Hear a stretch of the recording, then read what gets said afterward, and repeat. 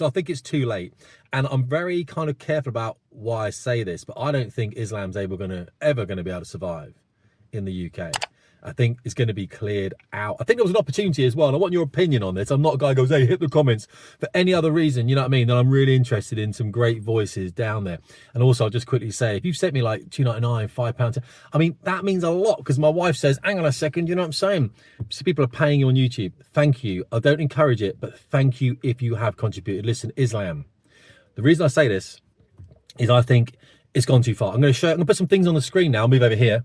Put some things up there about what you're seeing from like the BBC, and the BBC saying, oh, this guy found a flag tied to his mosque railing and he put it up in there to celebrate how British he is. I don't care, mate.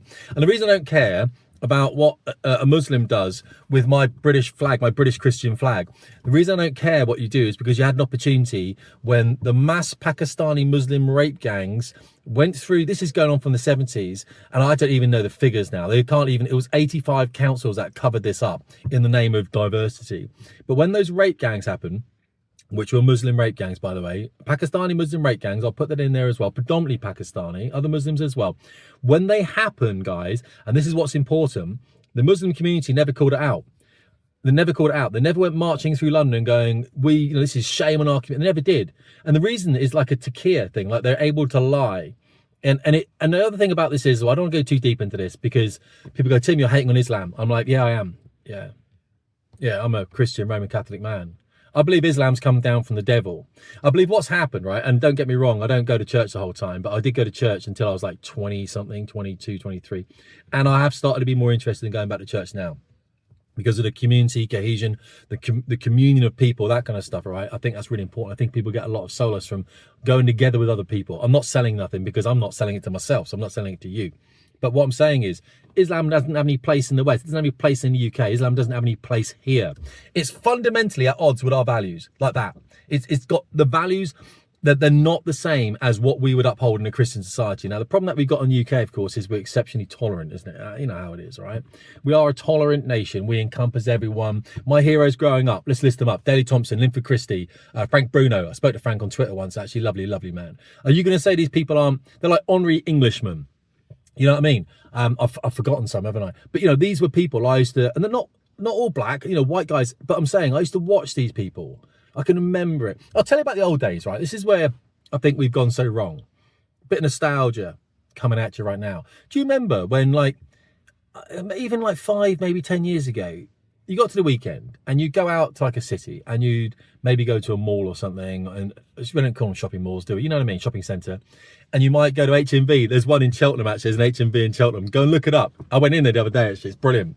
Brilliant. Records are like 20 quid or something. But either way, they've got some cool mugs and stuff. It's old school HMV. You go to HMV, maybe buy a record, you know what I mean?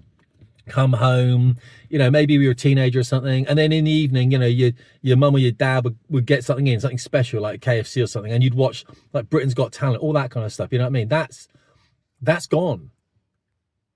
You know what I mean? That kind of thing is gone. We're wrapped up in this fear fact that's being generated by our government. They've got to keep us on toes. You know what I mean? The whole time they've got to keep us in this anxiety thing, because then they can control us. And all I'm saying is, when I talk about fitness, family, finance, fuel and faith, all I'm talking about is that return to the community cohesion, whether you do it through sports clubs or anything else. But what I'm saying is that Islam isn't part of that.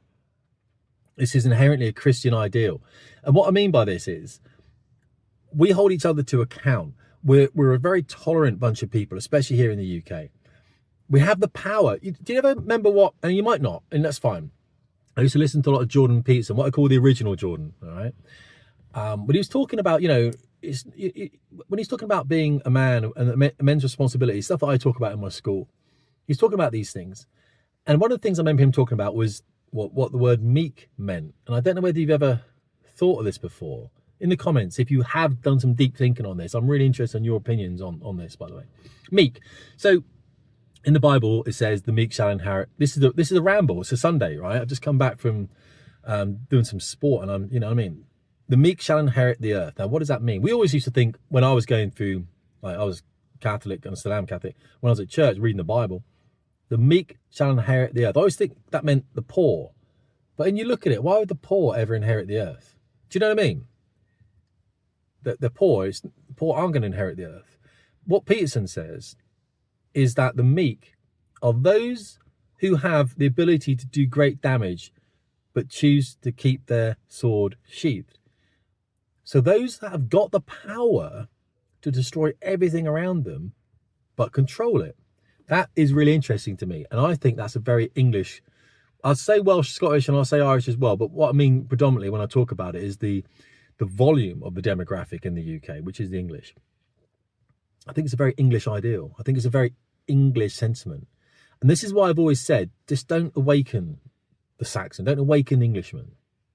Because we're happy to go to HMV on a Saturday afternoon. You know what I mean? We're chilled with it. Get a KFC bargain bucket, go and watch Simon Cowell's latest epic, you know, Britain's Got Talent, whatever it is. You know what I mean? I don't care what it is. We're happy to do that. We can do that. We can truck along, big TVs. You know, we've got the car and a PCP. We're happy. We're chilled. But then they've gone and woken us up, haven't they? And that's a big mistake. And I feel it's way. I mean, I felt I've always been away. I've got this issue with my personality where I'm inherently aggressive, and I've had to, I think it's a military, 20 years of military thing. I don't know. I've had to calm it down. I do that through exercise. I've given up alcohol. You know, I've developed the marriage, all that kind of stuff. Things that I communicate to people: fitness, family, finance, fuel, and faith. I've worked through those 5 things with the people in my school and everything else. And I talk about it on the channel here. But I think a lot of men and a lot of women as well, Englishmen, English women, Scots, Welsh, Irish, they didn't realise what they were feeling inside of them, and now it's coming out. People are sort of giving them permission by putting flags up and saying, this is England, or this is Wales, this is Scotland, this is Great Britain, whatever it might be. It's awoken them. And this is why Islam can't survive in the nation now. This is why we're not going to tolerate it anymore. It's like there was an opportunity, and there really was, because Sikhs, Hindus, Muslims, you know, Jews, it doesn't matter. We're happy, right? Come and join us. As long as you're happy to wave the British flag and you're happy to stand under it and adopt our Christian values of this land, and you know what I mean? We're happy. Like, yeah, come. It's all part of it. It's all good. We didn't mind. Immigration, 50, 100,000. We're cool in the gang. Immigration, 800,000? 1 million in 2023? What are you talking about, mate? Because it happens too quickly and there's too much. And now they get siloed, don't they? They go into Birmingham and they go into Leeds and London. Sadiq Khan, you know, he's a Muslim mayor of our capital city. And he's a misogynist. He's a horrible man. Look at the way he talks to Susan Hall in the London Assembly. You can tell there's no respect there for women from him whatsoever. And he's one of many. And I could go on and talk about what's going to happen if we allow Islam to keep growing. Remember, we talk about Islam being 6.5%, which is 4 million Muslims in the UK. Remember that figure came from the 2021 census.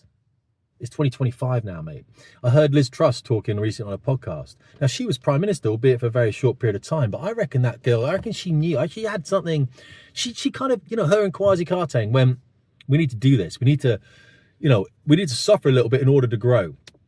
It's a very Christian ideal as well. You remember that. We need to suffer. That's why I carry a weights vest on me. And, you know, we've got to suffer in order to grow. That's what going to the gym's about. That's what giving up alcohol is about. That's what dropping the drugs is about, mate. That's what working on your marriage is about. You got to suffer in order to grow. I think Liz Truss knew that. People ridicule her, fine. But you don't know it wouldn't have worked because she never got the chance to do it, because the bond markets rebelled because of what they've done.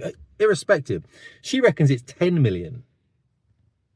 10 million Muslims in the UK. Or is it 10%? I think she said it was 10%, which would have been 4, 5, 6, 10. So pretty much it's going to be 4 times 10. So round about, I guess, something along the lines of, God, it must be what, 8, 9? No, it can't be as much as that. It must be a bit less. 7, 8 million Muslims. Doesn't matter. 10% of the country thinks as Muslims. I mean, there is a point at which it tips. And it's not all Muslims, it's Islamists. But again, the Muslim community don't call out these Islamists. Those that have the political ideology, those that have the political will. People call Islam a religion. I don't personally. I couldn't care less. I'm a Catholic man. It's always been the enemy of Christianity, Islam. I mean, we've gone through the Crusades. I'm going to launch a political party called the 10th Crusade. I'm going to do it. Just take the piss, mate. You know, I'll be Prime Minister. Then you'll see exactly where the wrath of an Englishman comes from, even though I'm half Welsh. But you know what I'm saying? It's like, we're going to have to get rid of Islam from these lands. And if you ever want to fight, and this is what's going to get me banned from YouTube and banned from Twitter and banned from everything, the fight you really want, by the way, as a Christian Englishman, is against Islam, to eradicate it from English Christian lands. That's the only fight you want. I can't say it more serious enough. I can see it in the eyes of people when they're putting the flags up. I can see it in the eyes of the Englishmen and English women that are in the pink dresses outside these hotels. I can see it in their eyes. They know it. They know it's coming. It's all we've got. Because we live on an island, right? We can't go from, oh, I live in France, I'll just nip across to Germany, I'll go south to Spain, a bit of Portugal. We can't do that. We haven't got it. We live on an island. We're surrounded by sea. And that's why I think Islam has made a fundamental mistake in the UK. They've charged a castle. We've opened the gate. We've let them in. As Christopher Hitchens said, we would do. The barbarians will always let them in. But there's a moat around that castle. And Islam can't swim. And now it realizes it's in trouble.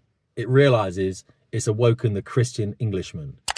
And now they know they've got a problem. Don't let it stop. Raise those flags. Talk soon, guys. I really appreciate the support as well. Tim Davies, Fast Ship Performance.